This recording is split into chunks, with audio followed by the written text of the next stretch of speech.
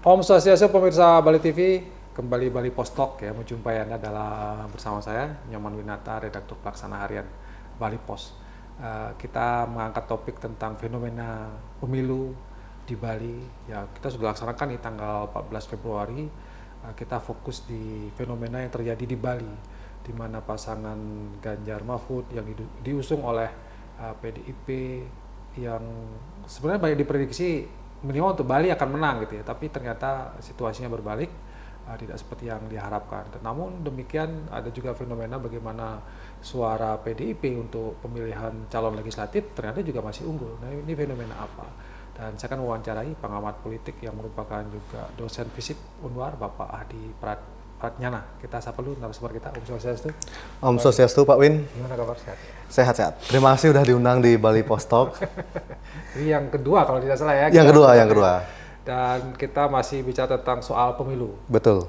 Pilpres dan yang sekarang sudah berjalan ini, artinya pencoblosan sudah selesai, tinggal penghitungan suara. 20 Maret nanti akan ada hasilnya yang resmi. Tapi kalau melihat fenomena yang terjadi sekarang gimana Pak Adi? Ya, sekarang seperti yang Pak Win bilang di opening tadi, satu hal yang paradoks atau anomali adalah bagaimana Bali yang sebelumnya selalu menjadi lumbung suara dan basis masa PDIP bisa kalah dalam Pilpres di 2024 ini. Kalau kita tarik misalnya ke belakang Pak Win, dari tahun 2004 hingga tahun 2019, Bali selalu menyumbang suara yang begitu besar kepada calon presiden yang diusung oleh PDIP. 2004 Megawati menang cukup telak di sini. 2009 juga ketika berpasangan dengan Prabowo, Megawati juga menang. 14, 19 faktor Jokowi juga menang. Kemudian yang menjadi cukup mengagetkan publik, bukan cuma di Bali sebenarnya, tapi publik nasional juga banyak memberitakan ini. Media-media nasional banyak memberitakan kenapa Bali yang disebut sebagai kandang banteng bisa kalah Ganjar Mahfud. Jadi ini fenomena yang sangat menarik sekali. Tapi kalau kita tarik ke suara legislatif, karena ini pemilu serentak, justru suara untuk legislatif PDIP tetap stabil tingginya.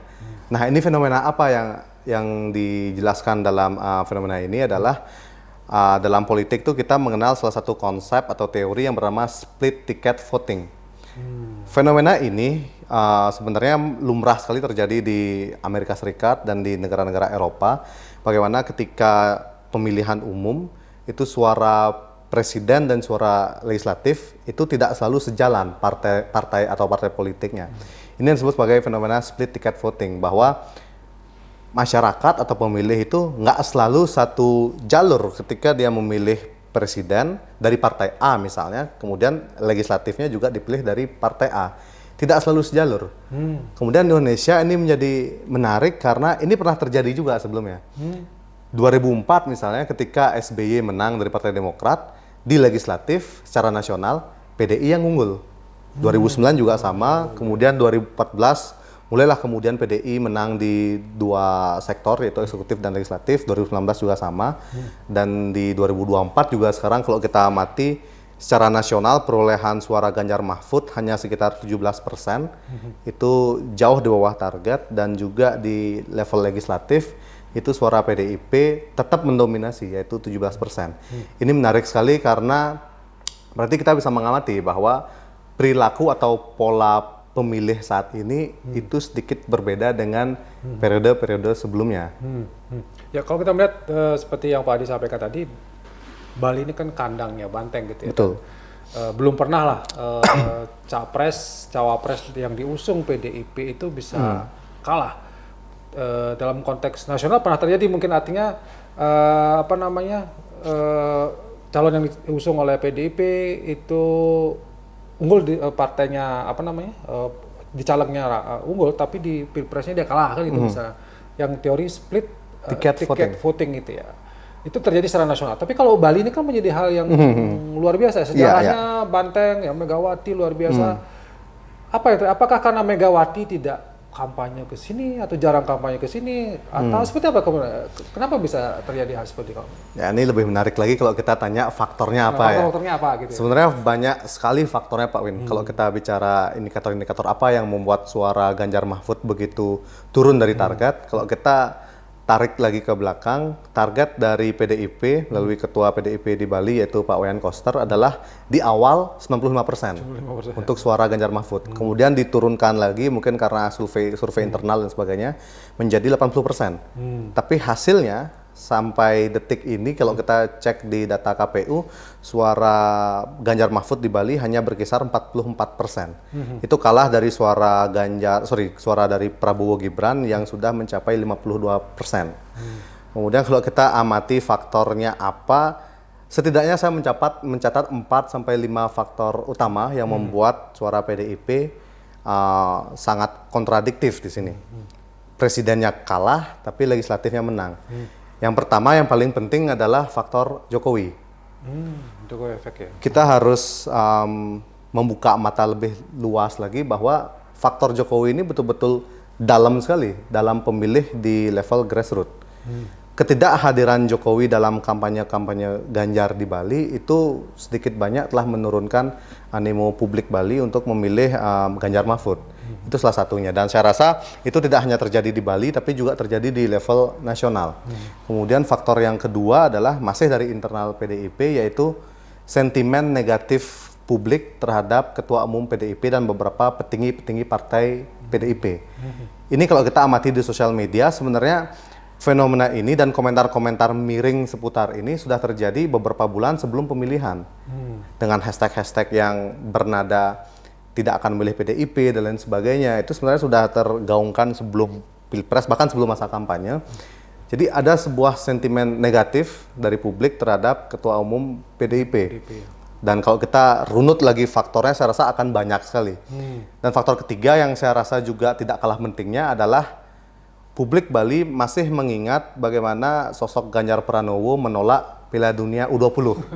Kita tentu masih ingat pada saat itu, saya lupa bulan apa, sepertinya beberapa bulan sebelum kampanye bahkan, itu cukup ngena di masyarakat Bali sebenarnya. Karena di tahun 2023, 2022 sebenarnya publik Bali itu lagi seneng-senengnya sama sepak bola.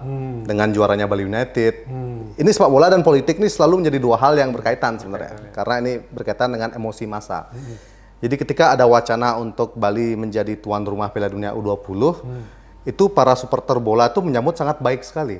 Kalau kita lihat di forum-forum atau di beberapa kanal-kanal media supporter bola, itu sangat banyak respon positif menyambut Piala Dunia U20 yang ada di Sedon Dipta. Tapi begitu Ganjar Pranowo dan Pak Wayan Koster menyatakan bahwa menolak Piala Dunia U20 karena alasan kehadiran Israel, itu di luar dari konteksnya apa, tapi secara efeknya kepada masyarakat Bali itu tentu negatif. Negatif dan menimbulkan sebuah ketidakpercayaan dari publik untuk memilih Ganjar Pranowo. Dan ini, mengapa saya bilang ini masih menjadi efek, karena ketika H-1, H-2 menjelang pencoblosan, itu ramai lagi di komentar-komentar publik di Twitter, Instagram, bahwa ada hashtag menolak lupa Piala Dunia U20. Entah ini berlaku secara natural, maksudnya memang atau settingan dari buzzer lah atau lawan politik atau apa, tapi saya rasa ini cukup bisa menjadi faktor yang mempengaruhi suara Ganjar Pranowo dan juga Mahfud MD di Bali cukup melemah. Kemudian faktor berikutnya yang saya nilai juga tidak kalah pentingnya adalah kampanye akbar pasangan Ganjar Mahfud di Bali tidak cukup menarik perhatian publik semasif di era Jokowi. Kalau kita lihat misalnya kampanye-kampanye Jokowi di Bali tahun 2014 dan 2019, itu sangat masif sekali pergerakannya. Bahkan bukan hanya di titik-titik strategis seperti di Denpasar dan Badung, tapi juga nyampe ke Karangasem. Berarti kan ada mobilisasi massa yang sangat masif ketika 2014 dan 2019. Ini karena adanya faktor Jokowi tentu, dan kedua adalah mesin partai PDI yang sedang ngegas-ngegasnya ketika itu. Jadi dua faktor ini, faktor individu Jokowi dan faktor mesin partai PDI begitu berjalan di 2014 dan 2019. Nah sekarang di 2024 ini yang belum berjalan. Tapi artinya bisa dianalisa katakanlah begitu, diasumsikan mesin partai PDI di Bali sebenarnya tidak maksimal ya? Tidak semaksimal 2014, 2019 gitu ya? Betul, tidak semaksimal 2014, 2019. Kenapa kira-kira? Kenapa ya? Apa kecapean atau ada tekanan juga dari unsur? Saya rasa banyak sekali faktor yang bisa menjelaskan ini, tapi mungkin salah satunya karena faktor internal bisa jadi, dan juga faktor eksternal. Faktor internalnya bisa kita lihat bagaimana militansi dari kader-kader PDIP di level akar rumput itu sepertinya tidak semasif ketika kampanye-kampanye Jokowi 2014-2019. Di samping itu, selain faktor partai, juga ada faktor relawan. Kita harus ingat kembali lagi bahwa di tahun 2019 dan 2014, relawan Jokowi di Bali itu besar sekali. Bahkan membuat kampanye-kampanyenya sendiri tanpa hubungannya dengan partai PDIP. Di 2024, kita lihat bahwa relawan Ganjar Mahfud di Bali tidak semasif di era Jokowi. Tidak ada gaungnya gitu ya? Belum ada gaungnya. Awal-awalnya ada gitu ketika dia diusung ditunjuk sama Megawati PDIP, muncul ada relawan-relawan Ganjar gitu ya. Betul, tapi betul. Kemudian nggak ada gaungnya sama sekali. Iya. Kurang gitu ya. Tidak bisa menjaga momentum sehingga itu tetap bisa bersifat kontinu. Beda dengan momentum kampanye dari Prabowo Gibran. Kalau kita lihat misalnya kampanye dari Prabowo Gibran, ini polanya kalau secara nasional kita lihat bukan yang ngegas di awal aja kemudian melempem, tapi konsisten. Jadi sebenarnya kalau kita bicara politik ini kan sebenarnya permainan momentum. Siapa yang bisa menjaga momentum konsisten hingga di hari pencoblosan, maka ya chance atau peluang untuk menangnya akan lebih tinggi. Tapi kalau kita lihat banyak survei yang mengatakan, apakah termasuk juga di Bali, yang memilih Prabowo Gibran itu kalangan ya anak-anak muda ya, milenial dan Gen Z gitu ya. Betul. Nah ini yang kenapa ya mereka lebih tertarik, apakah karena ada faktor Gibrannya atau faktor siapanya ini? Saya rasa pertama ya faktor yang paling penting kenapa anak muda lebih banyak memilih Prabowo berdasarkan beberapa survei adalah karena kembali ke faktor Jokowi satu. Dan yang kedua adalah karena sentimen terhadap PDIP dan juga Ketua Umum PDIP yaitu Megawati Soekarno Putri. Ini menjadi dua faktor yang saya rasa begitu masif sekali gelombang narasinya di sosial media. Dan ya betul, kalau kita bicara di Bali misalnya Pak Win, di Bali ada sekitar 52% pemilih Prabowo Gibran. Ini belum ada survei di Bali yang menyatakan tentang ini, tapi kita bisa analisis dan hipotesis saya adalah sebagian besar pemilih Prabowo Gibran di Bali itu adalah anak muda. Kita bisa lihat bagaimana pergerakan di Banjar-Banjar, kemudian di media sosial, ini masalah media sosial, itu sangat gede sekali gaung-gaung dari Prabowo Gibran di Bali. Kenapa itu terjadi? Nah, ini sebenarnya nyambung kepada podcast kita yang sebelumnya. Ketika kita bicara tentang fungsi media dan pola pendekatan capres gitu. Untuk menarik generasi muda saat ini, itu tidak bisa menggunakan pola-pola lama seperti dulu. Sesimpel misalnya kita lihat di desain-desain baliho Ganjar Pranowo dan Prabowo Gibran. Sesimpel itu misalnya dari awal. Kita bisa lihat bahwa baliho-baliho Ganjar dan juga Mahfud itu polanya masih pola-pola zaman sebelumnya, pola-pola lama. Sedangkan baliho-baliho dari Prabowo Gibran itu lebih fresh. Nggak ada tulisan yang banyak, nggak ada logo partai yang besar, cuman foto dua orang, Prabowo dan Gibran, dan itu pun fotonya pakai AI atau foto-foto yang sudah diedit sehingga kesannya lebih fresh, lebih segar itu. Ya kadang-kadang walaupun kita nggak tahu yang masang baliho itu siapa gitu ya. Tiba-tiba ada di mana-mana gitu. Tiba-tiba banyak. Dengan baliho-baliho PSI yang ada. Tiba-tiba banyak di situ. Siapa yang masang? Tapi itu juga sebenarnya cukup efektif ya untuk anak muda Bali. Cukup efektif untuk menarik massa untuk lebih tahu siapa orang ini. Kembali lagi sebenarnya anak muda itu bukan sekedar suka kampanye yang gimmick-gimmick aja. Sebenarnya agak sedikit misleading ketika kita menarasikan bahwa anak muda itu lebih suka kampanye yang joget atau kampanye yang nyanyi-nyanyi atau apa. Enggak, sebenarnya anak muda itu juga lebih banyak beradu pemikiran di level yang intelektual. Banyak berbicara adu gagasan dan lain sebagainya. Tapi untuk menarik mereka gabung dalam narasi kita, nah itu mungkin memang perlu sedikit gimmick. Karena kalau pakai pola-pola lama, mereka nggak akan tertarik. Ini yang penting karena perlu dipahami oleh seluruh partai termasuk PDIP, Gerindra, Golkar, dan seluruh partai-partai besar bahwa pemilih muda itu di periode 2029 itu akan lebih tinggi lagi. Kalau sekarang kita amati jumlah pemilih muda di Indonesia secara nasional 2024, itu sekitar 60% itu berasal dari generasi Z dan generasi milenial. Di 2029 ini angkanya akan lebih naik lagi. Lebih banyak lagi. Bisa jadi 70% bahkan lebih. Jadi partai-partai perlu menyesuaikan diri, perlu melakukan adjustment berbagai pendekatan baru guna menarik anak-anak muda ini. Oke, kita mungkin 2029 agak jauh ya, tapi kalau kita bicara tentang pilkada, lah, pilgub, ini kan juga PDI juga akan Betul, bertarung betul. juga ini ya. Ya. Kita ya, kenapa kita bicara PDIP ya? Karena mau tidak mau, wah, faktanya kan Bali kandangnya PDI kan, gitu, kandangnya Banteng. Gitu. Apakah memang juga perlu melakukan belajar dari Pilpres ini menurut Pak Adi? Ya, saya rasa sangat perlu. Di internal PDIP saya rasa perlu melakukan evaluasi dan juga restrukturisasi mungkin bagaimana pola-pola pendekatan yang bisa dilakukan untuk menyongsong pilkada Bali ini. Karena ini nggak kalah pentingnya. Ini sangat penting untuk menjaga marwah PDIP sebagai partai yang selalu dominan di Bali.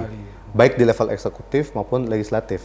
Kalau kita bicara di level legislatif, PDIP tahun 2019 menyumbang 6 kursi di DPR RI. 6 dari PDIP, 2 dari Golkar, dan 1 dari Demokrat. Saya rasa ketika kita melihat angka hasil quick count sekarang dan real count sekarang, itu sepertinya PDIP masih mendapatkan jatah 6 kursi di DPR RI.